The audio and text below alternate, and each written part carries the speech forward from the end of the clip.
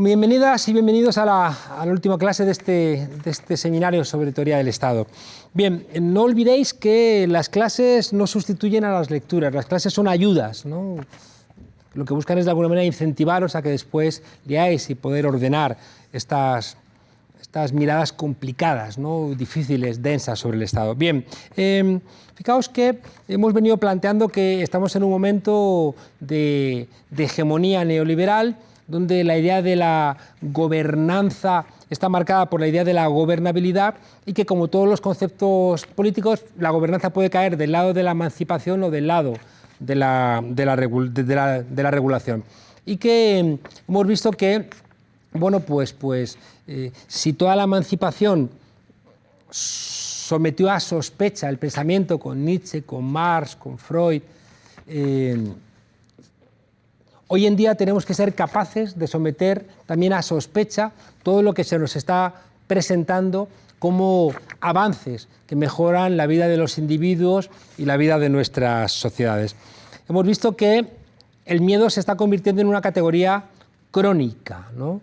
En nuestras sociedades, pero además esa condición crónica, como está dronificada, no se ve y por tanto son efectos que no terminamos, ¿no?, como una enfermedad rara de ser capaces, ¿no?, de identificar cuál es el origen de lo mismo, ¿no?, por esa propia invisibilidad. Hay que entender que están operando unos mecanismos de racionalidad que forman parte de nuestro propio pensamiento y que por tanto dificultan entenderlo. Señalamos en algunas clases iniciales, pero dejadme resumiros que hemos planteado que vivimos en un mundo mercantilizado, ¿no?, donde todo, ¿no?, se ha convertido en una mercancía, sexo, deporte, lo que explica el dopaje, ¿no?, que afecta a todos los sectores del deporte. Pensemos que la idea de competencia viene de competere, que era poder con, en cambio ahora competencia es poder contra otros, ¿no? Y cómo esa interiorización, ¿no?, de lucha de todos contra todos se convierte en algo constructor de miedo, como venimos planteando. ¿Por qué? Porque si todo se ha convertido en un mercado y tenemos que ser rentables en todos los mercados, es bastante probable que no lleguemos. Y que incluso a veces, para ser rentables en algunos mercados, bueno, pues, como ocurre, por ejemplo, con la cirugía estética, somos capaces de cortar nuestro propio cuerpo, ¿no?, para intentar ser rentables en un mercado sobre el cual las personas parece que ya no tienen la capacidad de establecer qué es lo agradable y qué no es, sino que se construye a través de unos medios de comunicación que van a decirnos cuál es el canon de belleza. El segundo elemento, junto a la mercantilización del mundo, es la precarización laboral. Si éramos aquello en lo que trabajábamos, aquello se disuelve, ¿no? Y de alguna manera el capitalismo entra en una contradicción, nos necesita por un lado más cualificados para poder manejar su mayor desarrollo tecnológico, pero al mismo tiempo nos necesita haciéndonos menos preguntas, ¿no? Y por tanto, todos los cambios en la universidad, todos los cambios en la formación profesional, todos los cambios en el propio desarrollo de la robótica, bueno, pues van a implicar cambios en nuestro propio desarrollo social, ya que esa necesidad de la formación vinculada al desarrollo industrial hoy cambia, ¿no? Y por tanto, esa idea de formación constante no es sino una nueva forma de esclavitud, donde la formación no está pensada ya en términos de emancipación, sino en términos de control, ¿no?, sobre nuestra mano de obra para ponerla al servicio de un mundo laboral, ya digo, donde estamos cada vez más separados del producto final. El tercer elemento no menor, que me gusta mucho insistir en él, es que todos vivimos en burbujas culturales, ¿no? El desarrollo tecnológico nos hace vivir en espacios muy, muy reducidos, incluso de nuestra vida en las ciudades, donde no nos hacemos preguntas por las cosas que no nos afectan. No nos preguntamos de dónde viene el agua que bebemos, a dónde va la basura que producimos, de dónde vienen los alimentos que comemos, no nos preguntamos por el desarrollo laboral de la gente que nos transporta en el colectivo, en el metro, la gente que nos atiende en los bares, en los supermercados, sino que vivimos encerrados, ¿no?, en nuestro pequeño mundo, y eso nos impide entender lo que ocurre fuera de esas burbujas. ¿Y qué ocurre? Que las burbujas no dejan de ser elementos de aislamiento, y el aislamiento también nos produce miedo. Creo que la la economía de plataformas que se está creando, ¿no? Creo que el ejemplo más emblemático, bueno, aparte de Amazon y Google, el ejemplo más emblemático es Uber, ¿no? Que existe prácticamente en todos nuestros países.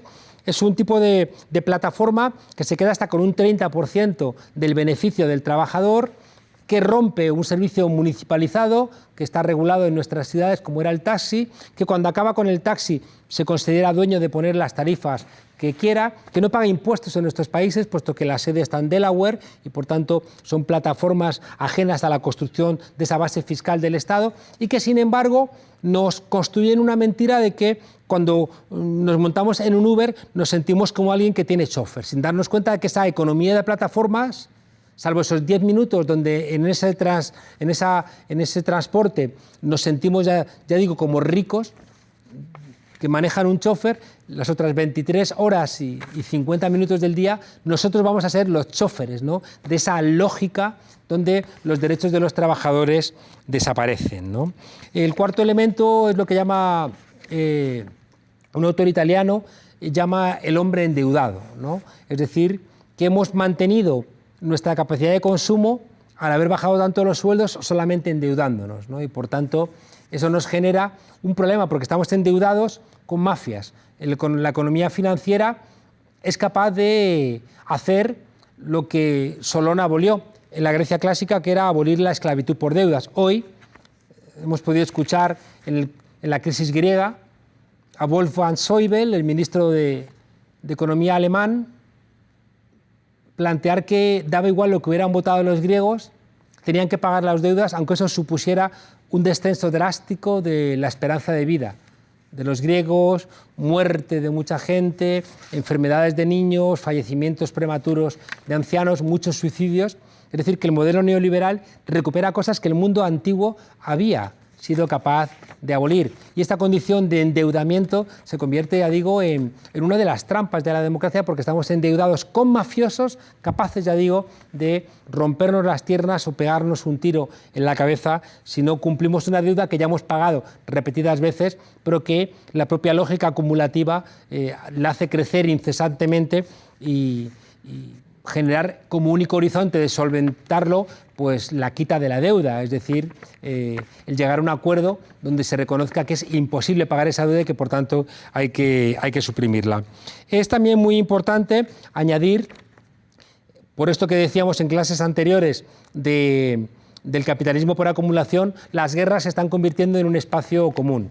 Las guerras, las invasiones, que a su vez tienen mucho que ver con la pérdida de recursos en lugares que tradicionalmente permitían el autoabastecimiento y el autoconsumo de mucha gente, también por el cambio climático, por el calentamiento global, están convirtiéndose esas zonas, es muy emblemático en el caso de Centroamérica, en lugares desérticos. Esa gente emigra a las ciudades son espacios en manos de las mafias donde el Estado ha dejado de operar, es lo que llama Boaventura, ¿no? el paraestado, es decir, hay zonas donde el Estado no opera, no existe. Entonces el mismo policía que te puede ayudar en una avenida principal a cruzar la calle a una venerable anciana es el mismo Estado que, el mismo policía que está en contacto con mafias para extorsionar a gente, para llevar la prostitución, el juego o las drogas. Ahora mismo se acaba de descubrir en las Islas Baleares, una de las zonas más ricas de España, cómo el Partido Popular tenía construida con la policía una red mafiosa para extorsionar y controlar el mundo de la prostitución y de la droga. Ya digo, en las islas, en una de las zonas más ricas de España. Pensemos el papel de la mafia, de la Gomorra en Italia, y entendemos también cómo todo este desistimiento del Estado de sus tareas colectivas es ocupado, ¿no?, por estos grupos particulares que pueden tener, como veníamos planteando en clases anteriores, tanta fuerza como el Estado. Bien, ya digo, esta imposibilidad, ¿no?, de construir una base económica para la subsistencia de mucha gente por culpa del calentamiento global genera migraciones que pueden ir momentáneamente a las grandes ciudades, pero como la vida de las grandes ciudades se convierte en algo inviable, generan éxodos, ¿no?, como el que vemos ahora, ya digo, de Centroamérica hacia Estados Unidos, camino de México, que desestructuran buena parte del funcionamiento de los estados y se convierten también en herramientas o bien de estados más fuertes como Estados Unidos, que amenaza con creación de la subida de aranceles al comercio de México con Estados Unidos para obligarla a militarizar la frontera sur con Guatemala. Y una vez más nos lleva a la idea de que en estados débiles la soberanía no existe. Y estamos hablando de México, pensemos, estados mucho más pequeños como los latinoamericanos o los centroamericanos o los africanos.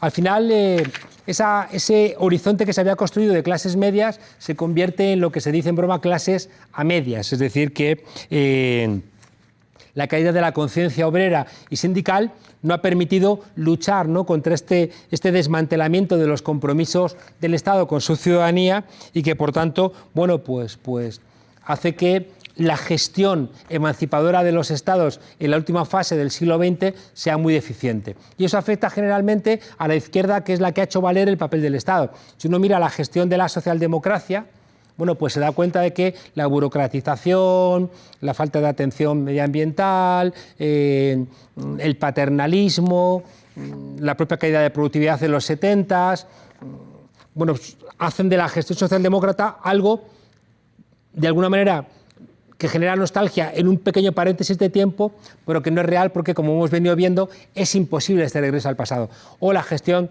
del Estado por parte del comunismo no es un espacio especialmente luminoso por todo lo que implicó de pérdida de libertad. Bien, todo esto, démonos cuenta, que conduce a uno de los elementos centrales de la lectura neoliberal, que hemos dicho que es una manera de pensar, de estar en el mundo, es una forma de conciencia y es el cambio en los valores. Esto es muy importante entenderlo porque va a ser imposible que repensemos ningún tipo de alternativa si no repensamos los valores. Es un error muy repetido el pensar que se puede moderar, humanizar toda esta lista, ¿no?, de cambios en el contrato social que hemos señalado por parte de modelos alternativos. No es real.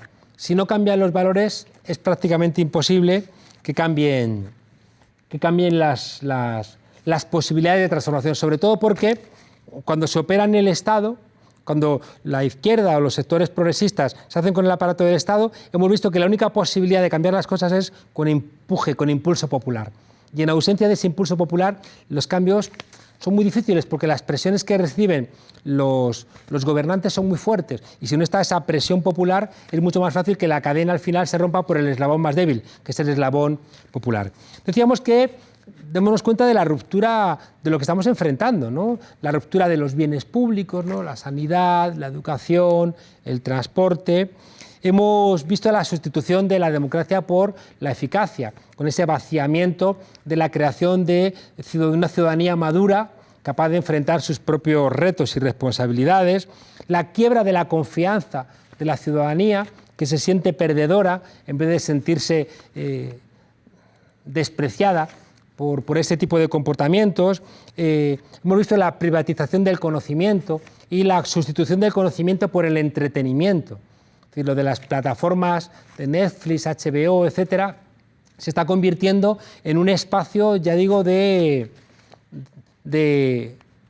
soma, ¿no?, que contaba Aldous Huxley en Un mundo feliz, ¿no? Y de alguna manera este enfrentarnos a atracones de series, ¿no?, por cierto, también, pese a que están reclutando a los guionistas más lúcidos, está generándose un agotamiento, ¿no? Y permitidme que os diga que cuando notéis que os aburren ya las series porque son muy repetitivas o las películas, no os olvidéis que nos quedan todavía los libros, que suelen ser espacios de una mayor capacidad de imaginación y de fantasía. Y por último decíamos también el cambio en la naturaleza. En la quiebra de la naturaleza pues nos obliga a una reflexión sobre el Estado que, insisto, no nos permite regresar al pasado. No se puede recuperar ese medio planeta Tierra que ha sido devastado. Y por eso es muy conveniente, y desde el ecologismo se hace, recuperar la frase de Walter Benjamin, que la revolución no es acelerar lo existente, la revolución es echar los frenos de emergencia de la historia. Démonos cuenta de que, desde perspectivas emancipadoras, está habiendo cada vez más peticiones de conservadurismo, sobre todo en dos ámbitos. Un conservadurismo en lo medioambiental, que creo que es correcto, y un conservadurismo en la defensa del Estado nacional, que creo que es más problemático. ¿Por qué? Porque los problemas que enfrentamos no se pueden solventar desde el Estado nacional, y cualquier tipo de repliegue nacional va a ocurrir como ocurrió con la Unión Soviética de Stalin, que bien previó Trotsky, un repliegue nacional en momentos donde la solución solamente es global, implica un aumento del autoritarismo como el que vivimos en la época del estalinismo. Es mucho más inteligente pensar en formas de globalización alternativa. No es gratuito que uno de los primeros elementos que ha puesto en marcha la derecha latinoamericana cuando ha recuperado el poder en algunos países es revertir la UNASUR, es decir, ese espacio regional donde se estaba intentando pensar una globalización alternativa con un ámbito más avanzado, que era el ALBA, y espacios menos avanzados como podía ser el Mercosur, pero que la UNASUR operaba, ¿no?, como una suerte de equilibrio, intentando ir hacia la utopía, ¿no?, de la mancomunidad de las ventajas de la vida social, entendido en términos regionales, o la lógica más directa de un mundo capitalista de buscar ventajas a través del incremento del mercado, como hacía el Mercosur. No olvidemos también que la capacidad también de depresión de nuestras sociedades es muy amplia. ¿Por qué? Porque creo que estamos enfrentando desafíos que no podemos enfrentarlos individualmente, porque son demasiado grandes incluso para entenderlos, para entender el cambio climático, para entender las monedas supranacionales, para entender los cambios en nuestra propia cotidianidad. Pensemos que la Iglesia Católica, por ejemplo, tiene ritos para elementos muy propios de nuestro desarrollo, para el nacimiento, para la comunión, para la boda, para el bautizo, para la muerte. En cambio, la insatisfacción de nuestra vida afectiva, la Iglesia no ha encontrado ningún tipo de solución. Y en el mundo occidental, europeo, hay más divorcios que bodas, ¿no? Y no hemos terminado de solventar nuestras relaciones afectivas, y hay como una laguna de reflexión de problemas que son tan amplios, tan grandes, que no debieran solventarse en términos individuales. Pensemos hace 50 años, cuando una mujer perdía a su marido y encontraba pronto otra pareja, era una viuda alegre, y por tanto caía sobre sus espaldas el hecho de querer ser libre y ser feliz, ¿no? Bueno, ese tipo de problemas, ya digo, que por falta de comprensión o por la presión social no pueden caer sobre las espaldas individuales de la ciudadanía, debiéramos reflexionarlas colectivamente. Bien, creo que esto nos lleva a entender que tenemos ahora mismo al menos 4 retos brutales en todas nuestras sociedades, y algunas son complejas porque no es igual lo que opera en ámbitos del mismo occidente en el norte o en el sur. Me explico. Tenemos evidentemente que enfrentar cambios, y no olvidemos si la presión de la conciencia obrera y sin la presión de los sindicatos, que podrían enfrentar estos 4 grandes retos desde una perspectiva laboralmente emancipadora, pero como la debilidad de la clase obrera y la debilidad de los sindicatos está generalizada, la respuesta a estos 4 elementos no tiene por qué ser emancipadora. La primera es el cambio climático, donde a día de hoy la propuesta neoliberal no deja de ser el capitalismo verde, es decir, la privatización de todos los ámbitos. Pensemos lo que implicaría la privatización en manos de grandes multinacionales de la Amazonía, ¿no? La devastación irreversible del único pulmón que queda en el planeta Tierra. El segundo problema tiene que ver con la robotización de la economía, que nos va a llevar a tener que pensar en términos de renta básica, nos va a tener que llevar a pensar en términos de acortar la jubilación, nos va a llevar a pensar en la necesidad de incorporar los cuidados, donde ahí tiene que operar no robots, sino seres humanos cuidándonos entre nosotros, y que si se incorpora como trabajo toda esa tarea no remunerada de las mujeres, podría ser una fuente de empleo bien relevante. El tercer elemento es todo lo que tiene que ver con el capitalismo por desposesión, es decir, la guerra como un elemento cotidiano, ¿no? Y que genera, bueno, pues éxodos, que genera también un auge de la extrema derecha que va a utilizar la propia presencia de esos inmigrantes en todos nuestros países. Sorprendentemente, el mismo latinoamericano que puede ser despreciado en Europa, desprecia en América Latina al inmigrante, por ejemplo, centroamericano o boliviano que llega a sus países, ¿no? Siempre es el penúltimo cargando su malestar frente al último, ¿no? Por esa falta de conciencia y por esa lectura correcta del mundo en el que vivimos. Y por último hay un elemento que no es menor, que es el envejecimiento de la población en el mundo occidental rico, mientras que hay una presión demográfica muy fuerte de jóvenes en África o en América Latina. Y eso implica que se haga lo que se haga, va a haber al final, porque nadie frena las migraciones, va a haber un mestizaje que convendría adelantarnos a él para evitar, ¿no? Bueno, pues locuras como las que plantea Donald Trump, que al final solamente resta disparar. No olvidemos que Europa ha subcontratado a Turquía, un país que no tiene ningún tipo de respeto a los derechos humanos, toda la gestión de la inmigración de la frontera sur, que es una manera de decir a otro que disparen sobre los inmigrantes porque no tienes el coraje de asumir ese tipo de comportamientos, porque no te lo permitiría tu ciudadanía. Pero las imágenes que vemos, ¿no?, de gente ahogada constantemente, pues va a ser una imagen repetida en este siglo XXI, en tanto en cuanto no entendamos que las migraciones tienen causas estructurales detrás y que las migraciones no son razón de capricho de nadie, sino una necesidad que te lleva a poner la vida en peligro, porque sabes que tu vida ya la has perdido en el lugar en donde vives. Bien, la racionalidad neoliberal ha generado, como vemos en el cuadro, tres grandes asuntos. Ha generado miedo, ha generado delegación política y ha generado una profunda indiferencia.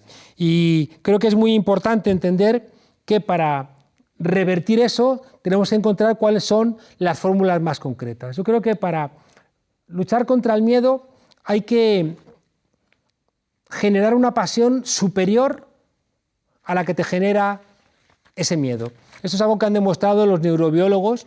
Tú no puedes luchar contra el miedo simplemente diciendo que el miedo no existe, sino colocando algo que sea más relevante, ¿no? Y en ese sentido creo que los zapatistas nos enseñaron a que la idea de la digna rabia, es decir, hacer una lectura del mundo que te llena de coraje, puede ser el antídoto frente al miedo. Frente a la delegación política hace falta la participación y, por tanto, es muy importante que entendamos que todo el desarrollo tecnológico en manos de la ciudadanía puede poner en marcha fórmulas de deliberación tecnológica que son, no creo que la solución, no caigamos en el clic activismo, pero sí que puede ser la base para después encuentros presenciales que permitan una participación que rompa con la delegación política que entrega a minorías, a partidos políticos burocratizados y cartelizados o directamente a minorías consistentes la gestión de nuestros países.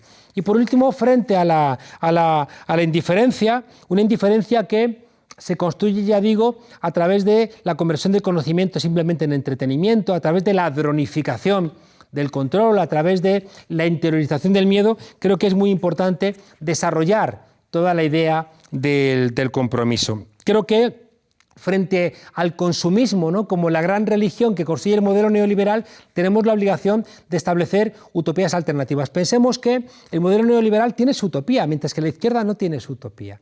La utopía del modelo neoliberal consiste en decirle a la ciudadanía: tienes derecho a soñar lo que quieras. Y ese sueño te lo convertimos en un derecho siempre y cuando se mercantilice. ¿Que tienes sueños sexuales? Tienes derecho, siempre y cuando puedas hacer turismo sexual en un país pobre. Que tu sueño es tener hijos y no puedes tenerlos porque eres una pareja homosexual o porque tienes problemas de reproducción. El modelo neoliberal en su utopía dice que tener hijos es un derecho, que es una estupidez, pero plantea: tener hijos es un derecho siempre y cuando te compres un vientre de alquiler, por supuesto siempre a una mujer más pobre, ¿no? Creo que es muy importante entender que en ese modelo que estáis viendo hay la necesidad de construir la utopía alternativa, porque solamente esa utopía alternativa puede ir acercando ese mundo que, como decía Gandhi, con nuestro comportamiento tenemos que ir anticipando. Hay que entender que los gobiernos del cambio en América Latina fueron haciendo cosas. Es verdad que nunca construyeron una alternativa global, pero fueron haciendo cosas, bueno, pues fueron incrementando el ámbito de la democracia, por ejemplo, respetando los derechos humanos mucho más que los gobiernos anteriores, fueron capaces de poner en marcha programas de redistribución de la renta, fueron capaces de poner en marcha un fortalecimiento del Estado y de la base fiscal del Estado, visibilizaron a millones de invisibles que no tenían ni cédula ni posibilidad de tener el más mínimo reconocimiento social porque ni siquiera estaban, ya digo, cedulados. Hay también avances democráticos como cuando pusieron en marcha los revocatorios, los referéndum, incrementaron su capacidad fiscal directamente con empresas, ¿no? O reclamando regalías y mayores impuestos a las multinacionales, hicieron una denodada lucha contra el Fondo Monetario Internacional, responsable de tanto empobrecimiento. Es verdad que fracasaron en otros lugares, como en el CIADI, pero es que son estructuras financieras construidas especialmente para mayor gloria de los países centrales. Crearon infraestructuras, recuperaron transportes, recuperaron presas, recuperaron mucha vivienda que se había abandonado, hospitales. Dieron un reconocimiento a la mujer como en ningún otro momento de la historia del continente. Lucharon contra el racismo, dieron reconocimiento a los pueblos originarios, dieron reconocimiento a los crímenes del Estado en el pasado, aunque es verdad que fracasaron a la hora de poner en marcha cambios estructurales. Construyeron consumidores y no ciudadanos, ¿no? Que después patearon la escalera cuando subieron. No fueron capaces de luchar contra la corrupción en esas sendas que habían construido sus antecesores. Fueron malos a la hora de construir medios de comunicación y desarrollar la cultura. No han sido buenos construyendo partidos políticos que fueran partidos movimientos y tampoco han tenido éxito a la hora de construir un funcionariado que realmente respete las ideas de gestión, de pluralismo, de independencia del funcionariado. Y igualmente no han tenido una buena relación con la ecología. Pero sin embargo han establecido las bases de la solución, ¿no? Hay que entender que en el siglo XXI vamos a tener que, como dice García Linera, cabalgar contradicciones. Lo viejo no termina de marcharse, lo nuevo no termina de venir. El modelo neoliberal es una manera de pensar, de entender el mundo, y el consumismo de alguna manera nos hace a todos esclavos y rehenes de esa lógica que pretendemos superar. Y por tanto yo creo que entender que hay que cabalgar contradicciones es uno de los elementos centrales a la hora de abordar cómo puede ser una construcción estatal alternativa, ¿no? La solución creo que va a tener que ver con un diálogo entre las prácticas y los modelos teóricos en curso. Veamos cómo estas contradicciones están atravesadas por la idea de conflicto y no pueden solventarse de una manera autoritaria. Estoy leyendo los nuevos disfraces del Leviatán, plantea que vamos a tener que dialogar entre el partido y los movimientos, entre el municipalismo y el Estado, entre el Estado y la internacionalización, entre el consumo y la sostenibilidad, entre el liderazgo y la participación, entre la especialización y la interdisciplinariedad, entre las tradiciones y el progreso, entre la autorregulación y la regulación pública, entre la propiedad privada y los bienes comunes, entre los intereses particulares y los intereses generales, entre la vanguardia y entre la retaguardia, e igualmente entre lo racional y lo emocional, entre lo metódico y lo intuitivo, entre lo material y lo espiritual, entre lo masculino y lo femenino. Y todas estas discusiones deben ser cabalgadas como contradicciones o tensiones creativas. ¿Cómo podemos enfrentar todo esto sin volvernos locos? Creo que tenemos que entender que una buena parte de las discusiones políticas van a ser al tiempo, como decía, onda y partícula. Y si es cierto lo que veíamos de la metagobernanza, tiene que ser el diálogo el que sea capaz, ¿no?, de sustituir las jerarquías del Estado o las jerarquías del mercado, sustituirlas por elementos horizontales dialogados donde las soluciones se construyan de una manera, ya digo, dialógica. Creo que es muy importante entender que esta discusión lo que tiene que buscar es desbordar esas tres grandes autopistas que vimos que están en crisis: la autopista del Estado, la autopista de la modernidad y la autopista del capitalismo. Desbordar implica, de alguna manera, a través de ese diálogo, reconciliar la idea de una vida alternativa que sitúe en ese desbordamiento la posibilidad de vivir en una vida buena que merezca la pena ser vivida, como dicen las feministas. Y esto nos va a obligar también a entender que en este mundo complejo del siglo XXI vamos a tener que volver a conectar las tres grandes almas de la emancipación que se divorciaron durante el siglo XX. La pelea entre reforma y revolución, que llevó por un lado a los partidos socialistas y por otro lado a los partidos comunistas, los dos pagando un precio alto por esa separación, hay que intentar volverlas a unificar. Y las dos que antes habían peleado con rebeldía, fue la pelea de Bakunin frente a Marx, fue la pelea de Rosa Luxemburgo frente a Lenin, es la pelea de Trotsky frente a Stalin. Esa idea libertaria, que también fue expulsada, también tiene que formar parte de ese debate reinventado con revolución y con reforma. Rebeldía no puede renunciar tampoco a reforma y revolución, porque le ocurre sino como a las olas en el mar, que solamente existe cuando hay viento. De la misma manera que reforma termina simplemente gestionando lo existente, y por eso esa burocratización de los partidos socialistas. En cambio, revolución, con esa idea de violencia, no se da cuenta que va ganando batallas, y al ir ganando batallas y seguir revolucionándolas, al final cansa a la ciudadanía, que no entiende, ¿no?, por qué esos maximalismos, cuando también puede ponerse en el palmarés algún que otro éxito. Creo que este desbordar el Estado, el mercado y la modernidad nos puede también ayudar a explicar algo que dijimos en otra clase, de que, pese a no tener una alternativa, cada vez que decimos no de una manera generalizada, vamos construyendo esa pequeña tesela que va construyendo el mosaico, y al final el dibujo lo obtendremos cuando esa suma de noes nos permitan vislumbrar ese horizonte que a día de hoy todavía no somos capaces, ¿no?, de vislumbrar. Démonos cuenta de que elementos que han sido muy relevantes, ¿no?, como el movimiento de los indignados en España, que bebía de las primaveras árabes, permitió una repolitización social, una repolitización simplemente a fuerza de decir no, ¿por qué no me representas? ¿Por qué me tratas como una mercancía? No planteaba el modelo alternativo, pero en ese decir no repolitizó, y al repolitizar construyó un relato alternativo. Y recordemos que la antesala de toda revolución es una gran conversación. Hay una idea central con la que quisiera terminar el curso, y es que las alternativas pasan por distribuir la autoridad.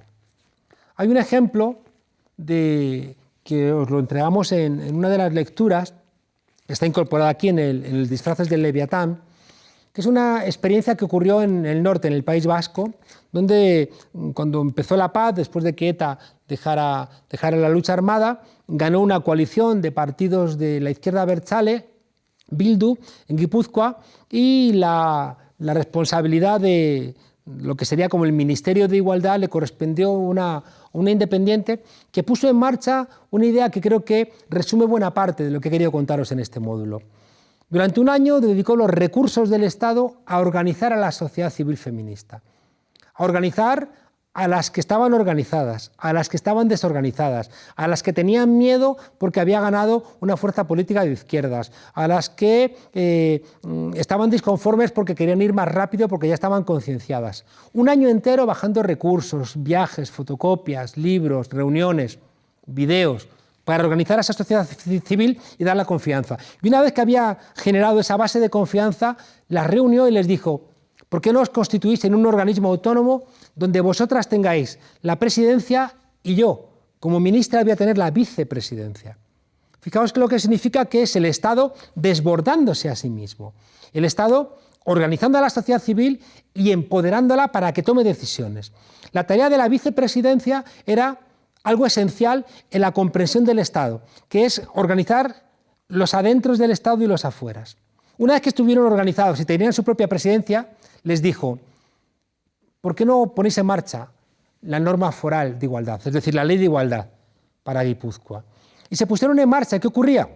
que ahí la única manera de solventarlo no era a través de una decisión vertical por parte de la vicepresidencia, por parte del Estado, no eran los partidos políticos los que mandaban, no era una mercantilización de la lucha feminista acerca de la privatización de ámbitos, no, sino que se trataba de abrir espacios de deliberación muy complicados en muchas ocasiones, porque había mujeres que querían ir más rápido, había mujeres que querían establecer ya organismos autogestionados al margen del Estado para gestionar las casas de las mujeres.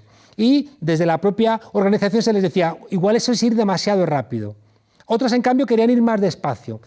Era esencial en ese funcionamiento los adentros y los afueras, constantemente. Es lo que ya vivimos en una de las clases cuando la diferencia entre Wikipedia y Twitter es que Wikipedia tiene una estructura de bibliotecarios y bibliotecarias que mantienen esa contradicción constante entre que las voces que vienen voluntarias de 23 millones de personas que trabajan gratis para esa enciclopedia no vean rechazadas sus voces, sino que cuando hay algún tipo de discrepancia se abren chats para debatir y al final las voces son consensuadas. Se evita, por un lado, que las voces tengan sesgo de clase, de género, sean machistas, sean ideológicas, respondan a intereses de gobiernos o de empresas, pero al mismo tiempo ese filtro no desincentiva. Eso solamente se puede construir, ya digo, a través de ese diálogo permanente, que en el fondo es cómo funcionan nuestros cerebros.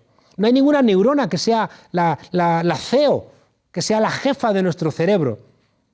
¿Cómo funciona nuestro cerebro? Con intercambios de billones de sinapsis constantes, que es una forma indirecta de ir construyendo un Estado alternativo. El Estado tendrá que funcionar con su estructura, porque de lo contrario sería incapaz de pelear contra mafias, contra los mercados, contra empresas transnacionales, pero al mismo tiempo tiene que empoderar a la ciudadanía, que no puede ser irresponsable respecto de los grandes retos que existen.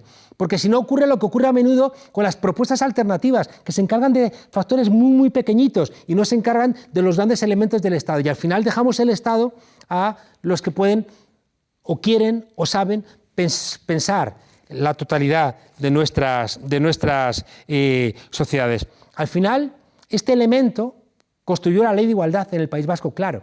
Cuando se llevó al Parlamento, todos los partidos políticos la tuvieron que votar. ¿Por qué? Porque venía hecha por toda la sociedad civil y, por tanto, ese procedimiento era tan rico que convenció a los aparatos más renuentes vinculados al estado de partidos.